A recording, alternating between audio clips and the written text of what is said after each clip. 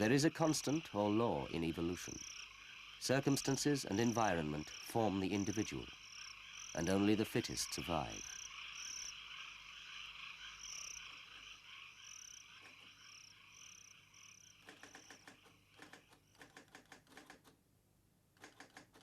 This is where it all began, in February 1975. A modest beginning to the largest industrial project ever undertaken in Sweden. Håkan Friesinger of Volvo Car Management is working into the night, trying to formulate arguments for an entirely new car. It will take almost 7 years until the first car is presented to the world in February 1982. But Håkan doesn't know that yet. First, he has to convince the board that an entirely new automobile concept is needed to carry Volvo through the 80s. It's a great leap 10 years into the future, where anything can happen.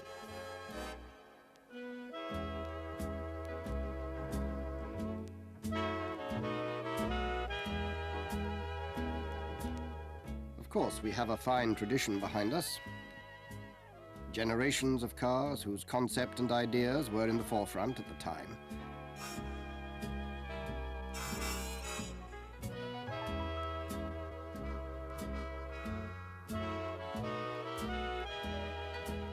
But now we need something new.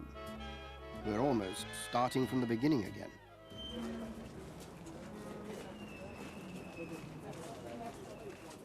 And so our story begins. The tale of how a car, still without a name, was born and developed. And yet not a single line has been drawn.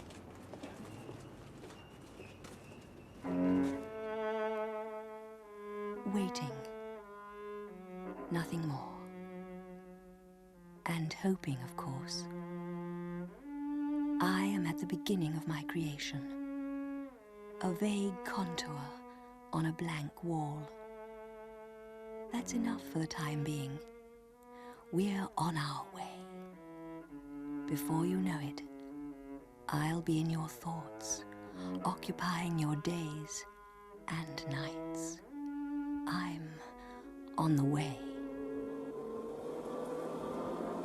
The job of product planning is to determine the conditions for the car of tomorrow without paying any attention to Volvo's current production. Hans Gustafsson is named project leader and the work gets underway. We traveled around the world and talked to many people connected with car development, economy, and communications. We began to get a picture of future requirements, tomorrow's consumer, legislation, and fuel supply. A car is not just an engine, gearbox, and 4 wheels. It's a number of interactive systems which must be designed across different departmental boundaries. A systems concept including both the parts and the whole. It is now 1976. Rolf Melder brings up a subject which will set the tone for the entire project. The car of the 80s must be a totally economical car. The cost of a car includes more than just purchase price and fuel expenses. Low service costs, limited repairs, low insurance premiums, high trade-in value. More and more, these factors will determine the value of a car. For the first time, service demands enter a new car project right at the design stage.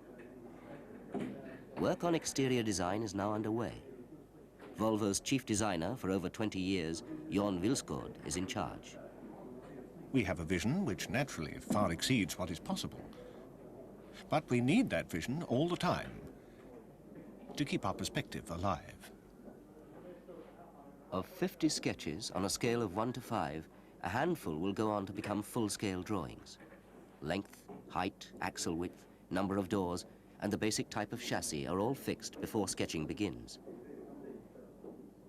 But Jon Vilsgaard has sneaked in a sketch which does not follow the specifications in all aspects. And this idea will prove to have amazing power of survival. At first, a mere handful of people, then hundreds. Within the space of another year, there will be thousands working on this project, and all in deepest secrecy. Now, finally, my contours are taking shape. there's an image of me, or rather, several. I am at the limit of their consciousness. And yet, I still don't exist. Only as a threshold function behind their eyelids. I'm beginning to have characteristics. Give me time and space. Give me logic and arguments. Give me a chance to supplant every other alternative, and I'll prove my value, fulfill their expectations. October 1976. 2 models, number 8 and number 12, have survived. This is the one that should win, but everyone likes the shape of Wilsgård's cutback. What will become of it? Is it to be put on the shelf? Or shall the two be combined? We can't choose.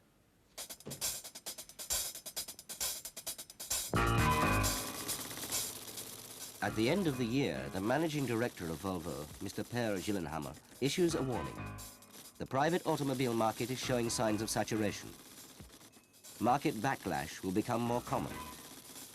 With reference to future competitiveness, we must aim for a degree of innovation far beyond Model 8. A working group is formed. All the know-how they need can be found within the company. The group is just going to start work.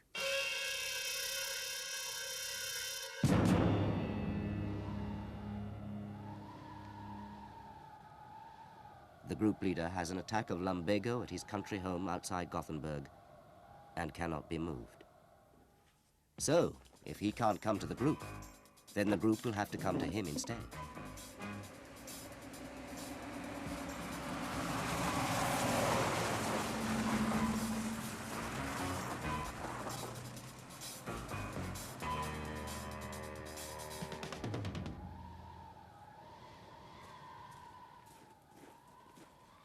They work for 6 weeks in an empty barn, going through the project point by point.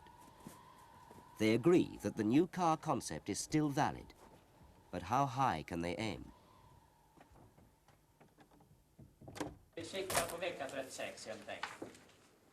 It is decided that the car will be a 5-seater sedan, but it must not weigh more than 1,350 kilos. It will have rear-wheel drive, and the air resistance must not exceed 0.40. The rear axle will have constant tracking, but be suspended by a subframe to hold the noise level down. A comfortable car, of course, but the idea of comfort is extended to involve driver and passenger ergonomics. Service must be easy. Plug-in parts easy to reach and easy to replace.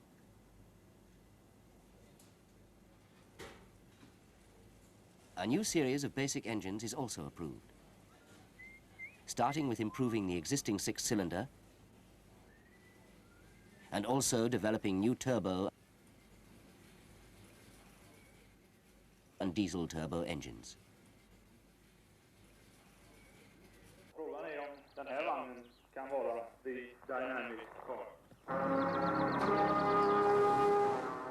Model 12 is shown for the last time.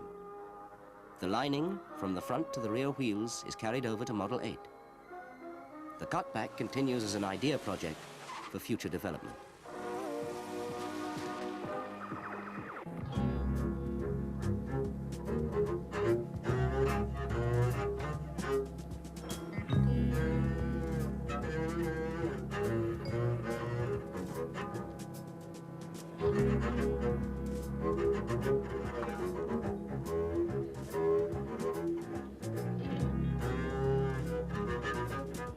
Design details can wait.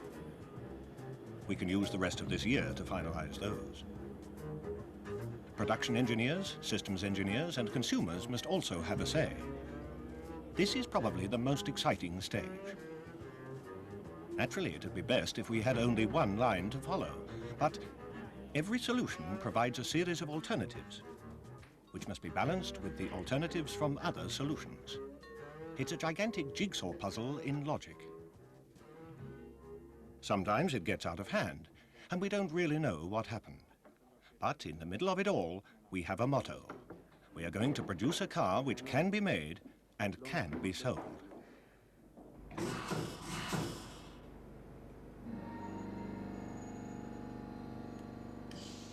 The first full-scale wind tunnel tests in England are now finished. They agree with our own scale model tests at home in Gothenburg. We're well ahead with air resistance, perhaps a little better than expected. We're on our way to the magic limit of 0.40.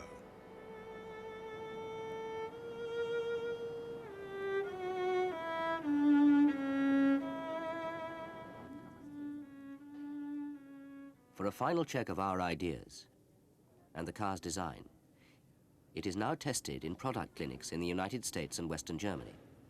Potential customers are specially invited to comment on the cars. None of them knows where the cars come from. We got a unanimous response. It was the right model. And the ideas behind it were revealed in the design. A car for discriminating people. Sporty, technically advanced, and safe.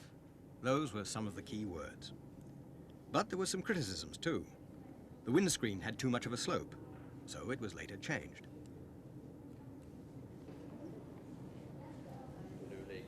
November the 26th, 1977. The Volvo Design Center in Gothenburg. It is now time to finalize the interior and exterior, and that's the main point on today's agenda.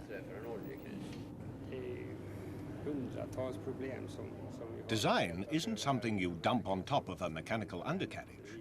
On the contrary, design must radiate the company's philosophy from the inside out, from engineering techniques to comfort and safety. Even the price must be visible.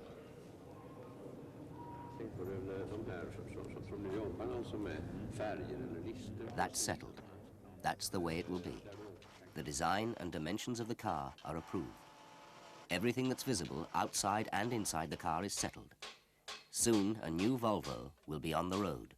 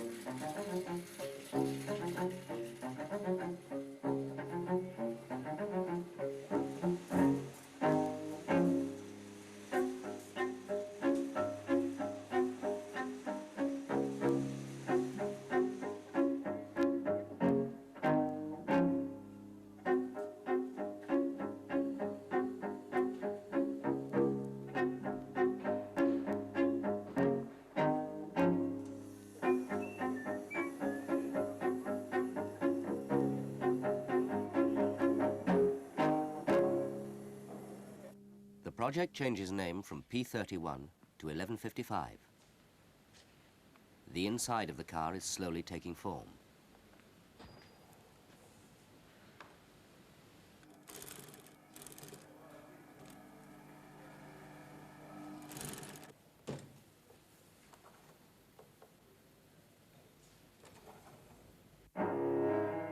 What did I tell you? Time is in my favor. It's helped me to become known. Now I'm here, a product of your intuition and know-how. I'm the one you imagined and hoped for, the car you drew and designed. I'm the strongest alternative. And now that I'm here, you know you were right. January 1978. The first prototype ready to drive. But there are still 3.5 years to go before series production.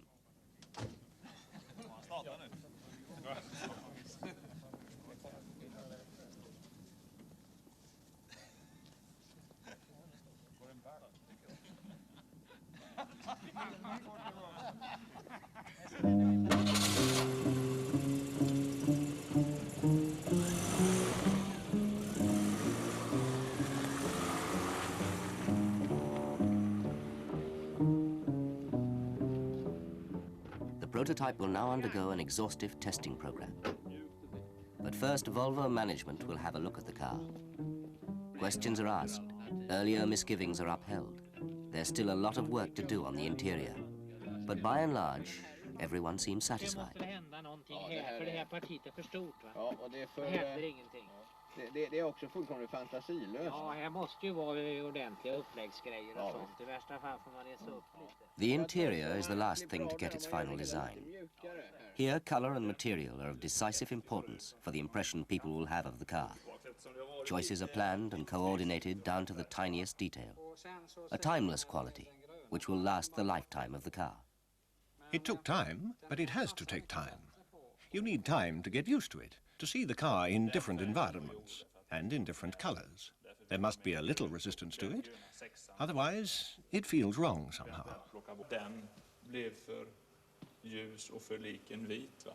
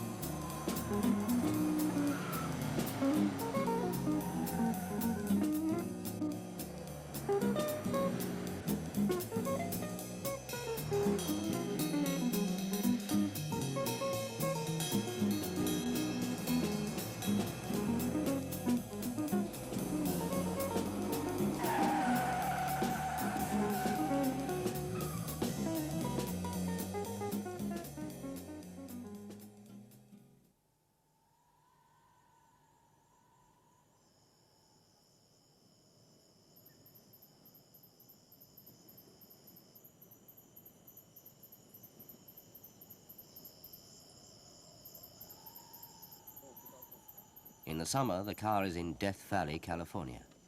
The temperature is up around 50 degrees Celsius, 122 degrees Fahrenheit. The main thing here is to test the climate unit, but also how fabrics, materials, gasoline and other liquids react to extreme heat.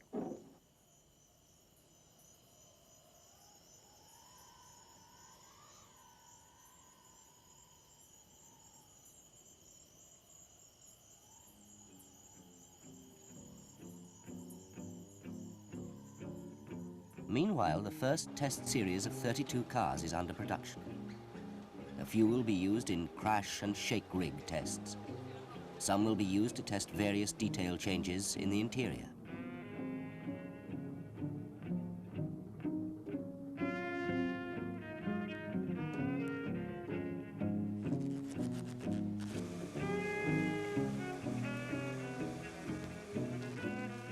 Now it's time to start preparations for marketing.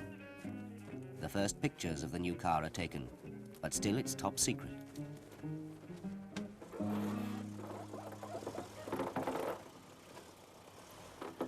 At the end of 1978, the prototype is put on trial in a very cold climate. Again, materials and functions are tested under extreme conditions.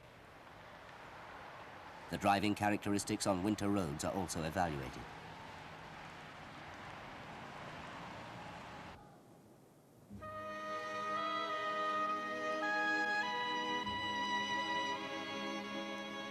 The car has new trials in Death Valley, the German Autobahn, Australia, and the Italian Alps.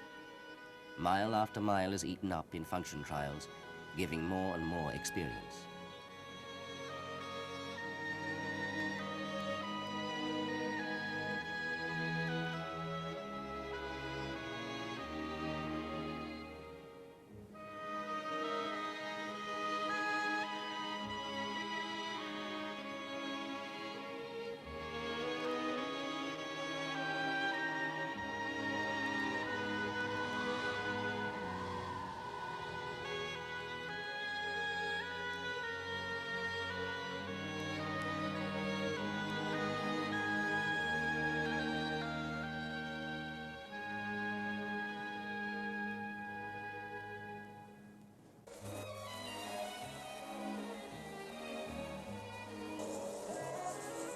Data from the long-distance trials begins to pour into the testing group in Gothenburg.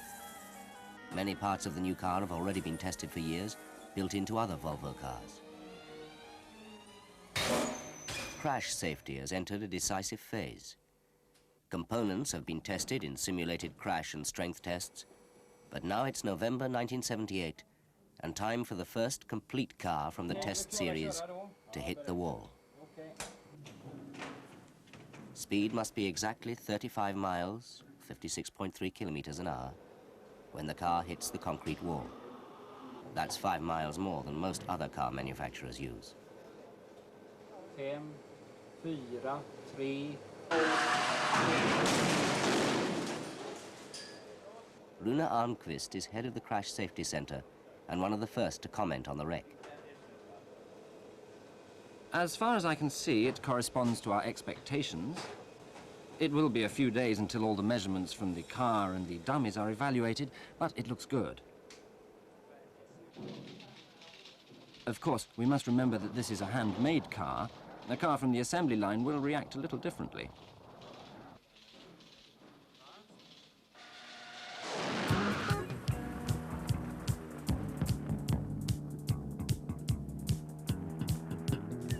Dynamic safety. This was a basic philosophy behind the new Volvo and one of the major prerequisites right from the start. One of the men behind the idea was Kurt Nielsen. Obviously, the car must prevent serious injury to all passengers in the case of an accident. Thanks to driving characteristics, chassis balance, brakes, steering and road holding, the driver has total control of the car in all situations. The car must never surprise the driver, because then it's a dangerous car, no matter how crash-proof it is.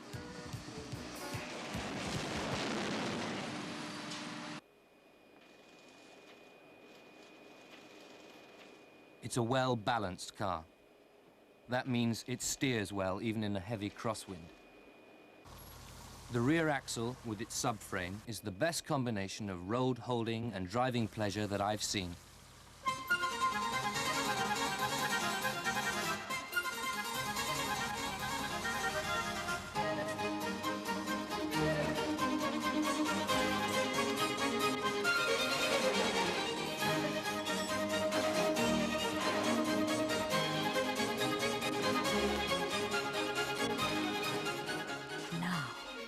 I can manage by myself. We're going separate ways, you and I. Now I exist. Now I'm alive. Everything that had to be done has been done. October 1981.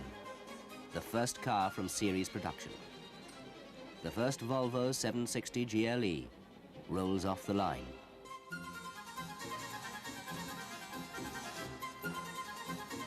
A little nervous, perhaps. There are 4 months to go before the car is introduced, but I'm convinced this is the best car we can make. Perhaps the best car that can be made at all, if you take into account everything we can do, want to do, and hope for.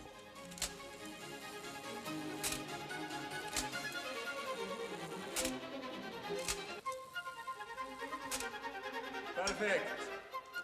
That's the way it is.